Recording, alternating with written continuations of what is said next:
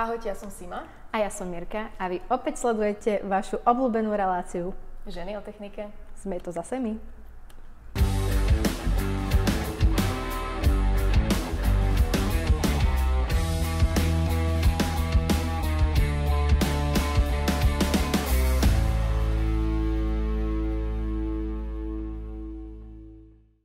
Vítajte pri tretej sérii našej relácie Ženy o technike.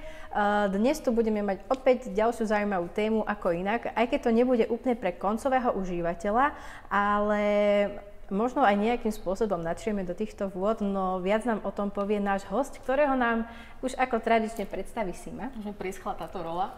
Ja by som tu veľmi rada privítala môjho kolegu Mária Sukeho, ktorý je v našej firme ako obchodný zástupca pre vzduchotechnické jednotky a dnes nám priblíži tému Flow Air. Čau, Mária. Ahojte. Dobre, takže my tu moc neotálame, takže rovno prejdeme k tomu. Čo to ten Flow Air je a prípadne nejakého základné vlastnosti? Flow Air je spoločnosť pôsobiaca v strednej Európe, ktorá sa zaoberá komplexnými riešeniami v oblasti vetrania. Bavili sme sa ešte, že majú rôzne základné vlastnosti tieto ich systémy. Vieš nám ich nejako približiť, vymenovať? Medzi základné vlastnosti patrí inteligentné vykurovanie, efektivita, kvalita vzduchu a monitoring. Ak si máme teda predstaviť niečo také hmotné, nejaký produkt, ktorý Flow Air vyrába, aby si to ľudia vedeli viac vizualizovať, tak oni sa v podstate starajú o kvalitu vzduchu a v podstate vykurovania a dochladzovania nejakých veľkých hál, predpokladám. Presne. To je teda úloha tých vzduchotechnických jednotiek. Presne. Takže to bude krabica. Takže to bude taká veľká krabica na streche, ako sme zvyknutí. A aké konkrétnejšie produkty má Flow Air? Či nám to vieš popísať nejako? Čo sa týka takého hlavného produktu, ktorým sa táto spoločnosť zaoberá, tak tým hlavným produktom sú nástrešné jednotky, tzv. Cube jednotky, ktoré slúžia, ako sme už povedali, na výmenu vzduchu, ale pri týchto jednotkách je možné ten vzduch aj upravovať, či už vlhkosť toho vzduchu, alebo teplotu toho vzduchu pomocou nejakých rôznych komponentov, ktoré sa nachádzajú v tej nástrešnej jednotke.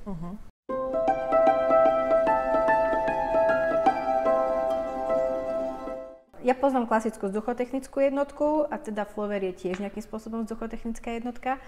Prosím ťa, vieš mi povedať, čo takáto vzduchotechnická jednotka obsahuje alebo môže obsahovať?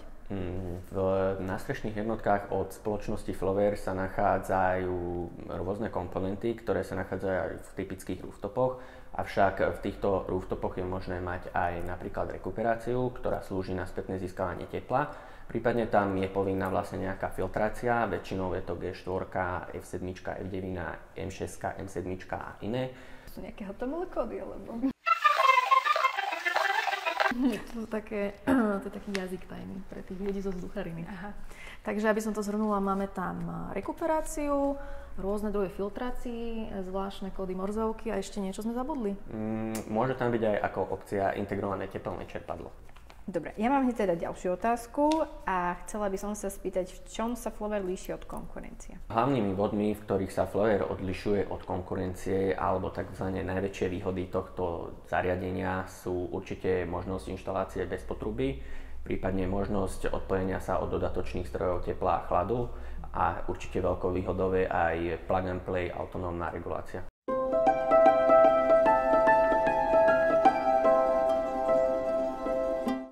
Super, čiže ja si to môžem predstaviť tak, že toto riešenie by bolo vhodné možno aj pre nejakých menších podnikateľov, čo nie sú nejaké obrovské značky, ale proste tým, že je to teda cenovo dostupnejšie a nepotrebujem tam ťahať trúbky, preto aj tá cena je asi výrazne nižšia, tak v podstate dokážem si takéto vetracie a zároveň asi aj vykurovacie teleso dať vlastne na strechu nejaké menšie haly.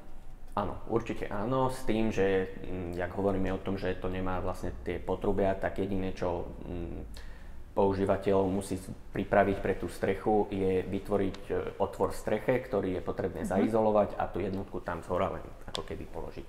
To je super. To je super. A keď už má niekto vzduchotechnickú jednotku, takú tú klasickú, že už má aj potrubie, aj všetko, dá sa to takisto nejako na to pripojiť? To je to plug and play, či to bolo nejaký iný Dá sa to pravda, že pripojiť aj na už existujúce potrubia a vtedy sa to rieši len s tým rozdielom, že tam nie je tá podstrešná časť, takzvaný výrivý difúzor a vlastne napojí sa tam na to klasický rooftop, takže sa vlastne len položí na oceľovú konštrukciu a Čiže stále zostávame pri jednoduchosti. Áno. Čiže pri tomto typu výrobku nemusíme riešiť, ak ideme od znova, že nemáme už existujúci systém, tak nemusíme riešiť žiadne oceľové konštrukcie na streche, že v podstate iba ten otvor do strechy a sa to nasadí, ak správne chápem. Ako potom je ten vzduch distribuovaný, keď tam nie sú tie potrubia? No veď z toho zariadenia. Pomocou tzv. Výrivého difúzora, ktorý má vlastne tie výustky, ako keby zo spodu, vyzerá to ako taký malý obdĺžnik pod strechou. A pomocou toho výrivého difúzora je možné vlastne to teplo, prípadne chlad distribuovať do budovy do určitej výšky, ale potom už musíme uvažovať aj nad tým, že aby sa to teplo neukladalo hore, tak je potrebné tam mať aj tak destratifikátor, ktorý to teplo dokáže stlačiť vlastne do určitej výšky. Tak toto už je asi rola pre projektanta. Dobre, a tak mám nainštalované zariadenie, veľmi jednoduché, rýchle a veľa som ušetrila. A ako ho budem ovládať? Čo sa týka ovládania, tak Flowair ponúka veľmi dobrý systém, tzv. T-Box. Týmto T-Boxom je možné ovládať až 31 zariadení značky Flowair. A pomocou tohto T-Boxu je možné nastaviť si teplotu, ktorú zákazník požaduje, alebo teda používateľ, alebo prípadne nejak riešiť vlhkosť, prípadne keď cíti, že tam je nejaký suchý vzduch. Tak pre laikov ako termostat, čo? Viac menej áno, s tým, že dokáže na tom termostate ovládať konkrétne ako keby každú jednu tú značku tej... Akože samostatne každú tú škatulku. Áno. Alebo takisto Flowair ponúka aj tzv. T-Box Zone Controller, takže ovládač, ktorým je možné vytvoriť vlastne viacero menších zón a tým pádom regulovať každú zónu pomocou jedného ovládača. Zvecka. Keď to zrobí kolegom zle, hej, zakurčím v lete. Príklad. Dobre, nie som škodoradostná. Dobre, takže sme si prešli v podstate ten najzákladnejší alebo najšpecifickejší produkt pre nás zaujímavý z dielne Flowair. Má tento výrobca ešte nejaké iné typy výrobkov, okrem týchto vzducharín?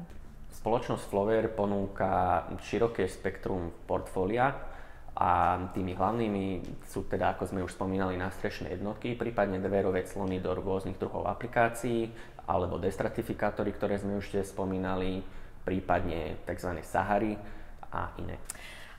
Ešte mi napadla jedna otázka, taká doplňujúca. Akým spôsobom vieme upravovať vzduch pomocou týchto jednotiek? V týchto jednotkách je možné upravovať vzduch pomocou tzv. Výmenníkov, prípadne výparníkov alebo rôznych iných komponentov. Do týchto výmenníkov je možné vlastne tlačiť buď teplú alebo studenú vodu. Do výparníka vlastne je možné tiež natlačiť vlastne ako keby chladivo, ktoré tiež je možné mať v reverzibilnom systéme, alebo teda spôsobu ovládania v reverzibilnom.